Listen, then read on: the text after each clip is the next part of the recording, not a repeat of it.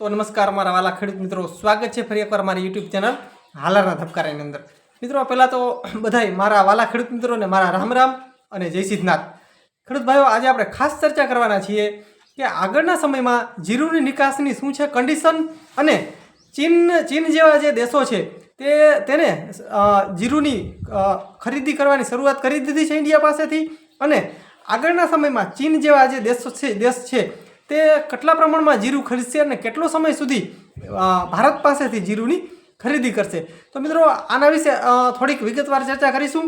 અને ખેડૂત ભાઈઓ, ખાસ જે ખેડૂત મિત્રો નવા હોય અને હજી સુધી આપણી ચેનલ સબસ્ક્રાઈબ ન કરી હોય તે ખાસ સબસ્ક્રાઈબ કરી નાખજો। અને આપણા વાલા ખેડૂત મિત્રોને વિડીયો જો સારો લાગે અને માહિતી તમને ઉપયોગી લાગે તો ખાસ શેર કરી નાખજો, જેથી કરીને આપણા વાલા ખેડૂત મિત્રોને આપણી જે માહિતી જે આપણે યુટ્યુબના માધ્યમથી જે કાંઈ આપીએ છીએ તે તેને હર હંમેશ મળતી રહે। અને ખાસ મિત્રો, ઓલ બેલ આઇકન ઘંટડીનું જે નિશાન આવે છે તે દબાવવાનું ભૂલશો નહીં, જેથી કરીને મિત્રો મારા અવનવા વિડીયો તમે સૌપ્રથમ વખત નિહાળી શકો। તો ખેડૂત મિત્રો, છેલ્લા 2 વર્ષથી આ ચીનનું ઉત્પાદન જે પહેલાંના સમયમાં હતું એનાથી મિત્રો ડબલથી વધારે થઈ ગયું છે।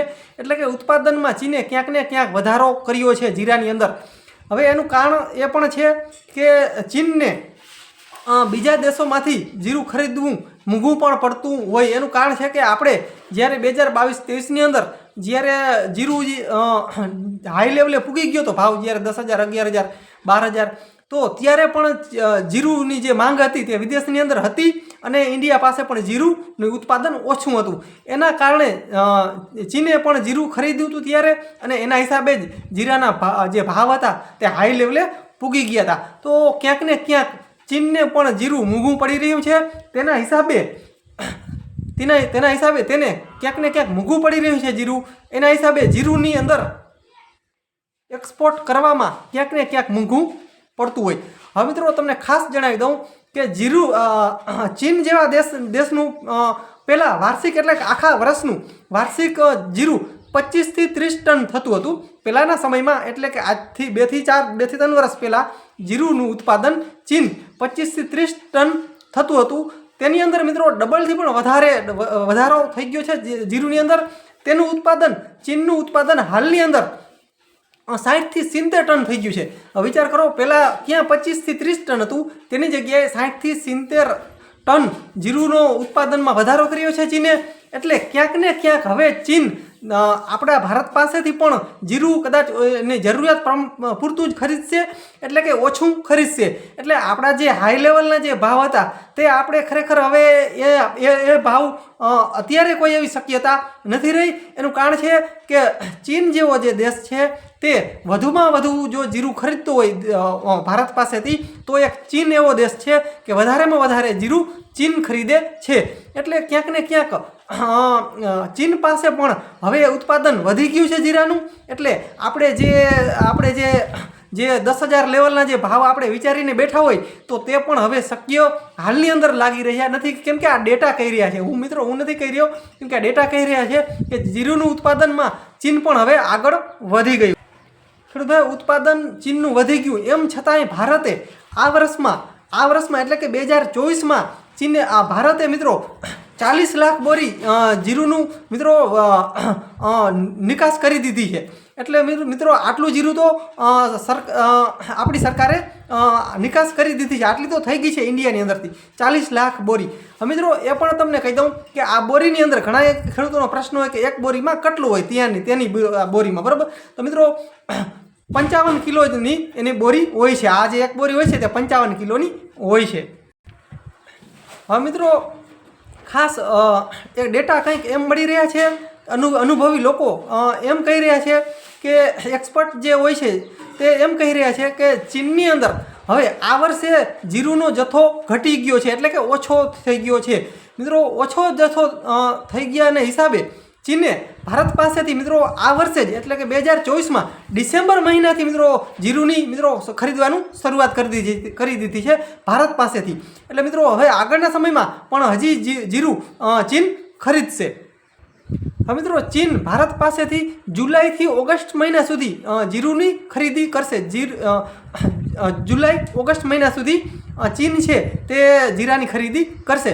એનું કારણ છે કે ત્યાં સુધી ત્યારબાદ મિત્રો જૂન જુલાઈ ઓગસ્ટમાં મિત્રો ચીનનું જીરું આવી જાય છે. પોતાનું ખુદનું જીરું જે છે જે ઉત્પાદન થાય છે તે મિત્રો જુલાઈ ઓગસ્ટ પછી તેનું મિત્રો જીરુંનું ઉત્પાદન આવી જાય છે. આપણે મિત્રો માર્ચમાં આવી જાય છે, માર્ચ પહેલાં, બરાબર. તેને મિત્રો બાદ આવે છે, એટલે કે તેને લેટ આવે છે. એટલે ત્યાં સુધી ચીન છે તે મિત્રો ત્યાં સુધી જીરુંની ખરીદી કર્યા રાખશે. તો ખેડૂત મિત્રો ચીન જુલાઈ ઓગસ્ટ સુધી જીરું ભારત પાસેથી ખરીદશે, ત્યારબાદ ખરીદશે નહીં. જીરું બંધ કરી દેશે ત્યારબાદ ખરીદવાનું. એનું કારણ છે કે જુલાઈ ઓગસ્ટમાં તેનો ખુદનો પાક, ચીનનો જે પાક છે પોતાનો, તે પાક આવી જશે. એટલે ત્યારબાદ કદાચ ખરીદવાનું બંધ કરી શકે છે. હવે મિત્રો દર વર્ષે ભારત દર વર્ષે ચીનને 9 લાખ બોરી મિત્રો આપે છે, એટલે કે નિકાસ કરે છે ભારતમાંથી. એટલે આપણો ભારત દેશ છે તે ચીનને મિત્રો દર વર્ષે 9 લાખ બોરીની જરૂર પડે છે. અને આપણે દર વર્ષે આટલો જથ્થો ભારતમાંથી ચાઇનામાં જાય છે. હવે મિત્રો ચીન મિત્રો મોટામાં મોટો ખરીદનાર દેશ હોય ને ભારતનો તો ચીન છે. અને ભારત પણ વધારેમાં વધારે જો જીરું આપતું હોય ને, જો નિકાસ કરતું હોય ને, તો તે ચીનને કરે છે. તો મિત્રો 9 લાખ બોરી જેટલું મિત્રો દર વર્ષે ભારતમાંથી ચીનમાં જીરું જાય છે. ત્યારબાદ મિત્રો બીજા પણ ઘણા દેશો છે જે જૂજ માત્રામાં, એટલે કે ઓછી માત્રામાં જીરું ખરીદે છે. તો તેવા મિત્રો દેશ હોય તો બાંગ્લાદેશ છે, બ્રાઝિલ છે, ત્યારબાદ મિત્રો US, મેક્સિકો અને મિત્રો યુરોપના જે દેશો આવેલા છે તે પણ ભારત પાસેથી જીરુંની મિત્રો ખરીદી કરે છે. એટલે મિત્રો આવા દેશો પણ જીરુંની ખરીદી કરે છે. પણ ચીન મિત્રો મેન દેશ છે કે વધારે ને વધારે જો જીરું ખરીદતો હોય ને તો એક ચીન છે. તો ખેડૂત ભાઈઓ, આ હતી ખાસ આપણે જીરુંની નિકાસ વિશેની ખાસ મિત્રો આટલી માહિતી. અને મિત્રો આગળના સમયમાં ભાવમાં ચડવામાં કન્ડિશન એવું છે કે વિદેશની અંદર જીરુંની માંગ કેવી થાય છે. બીજા નંબરમાં આવતા વર્ષમાં એટલે કે 2025માં ચોમાસું કેવું થાય છે. તો મિત્રો તેના ઉપરથી આપણા જે સ્થાનિક જે છે તે પણ મિત્રો તેના ઉપરથી જે સ્ટોક કરે છે જીરુંનો, જે આપણે સ્થાનિક જે આપણે ખરીદતા હોય ને, જે મિલોવાળા, બરાબર, મસાલા ઉદ્યોગ મિત્રો, તે પણ આગળના સમયમાં વરસાદ કેવો થાય છે. જો મિત્રો વરસાદ સારા થાય તો આગળના સમયમાં આવતા વર્ષે જરૂર પાક થશે. પણ જો મિત્રો વરસાદ બરોબર ન થાય તો મિત્રો તે જલ્દી મિત્રો જીરું ખરીદવાનો ટ્રાય કરતા હોય છે. એટલે જો આવી રીતના જો થશે તો પણ જીરુંનો ભાવ આગળના સમયમાં વધશે. એટલે કે આમાં ઘણા બધા કારણો રહેલા છે. જો આપણું જે જીરું છે તે આગળના જો બીજા દેશોની અંદર જો નિકાસ થાય તો પણ મિત્રો સારો એવો ભાવ ચડશે. એટલે કે 2 કારણો છે આગળના સમયમાં ભાવ ચડવાના. તો મિત્રો માહિતી તમને કેવી લાગી? મિત્રો આવા અવનવા વિડીયો જોવા માટે આપણી ચેનલ ખાસ સબસ્ક્રાઈબ કરી નાખજો અને આપણા વાલા ખેડૂત મિત્રોને વિડીયો ખાસ શેર કરી નાખજો. મિત્રો માહિતી સારી લાગી હોય તો ખાસ મિત્રો વિડીયો અને એક લાઇક ખાસ આપી દેજો. તો મિત્રો બસ જય સિદ્ધનાથ મહાદેવ. મિત્રો મળીએ આગલા વિડીયોમાં, ત્યાં સુધી રજા આપશો.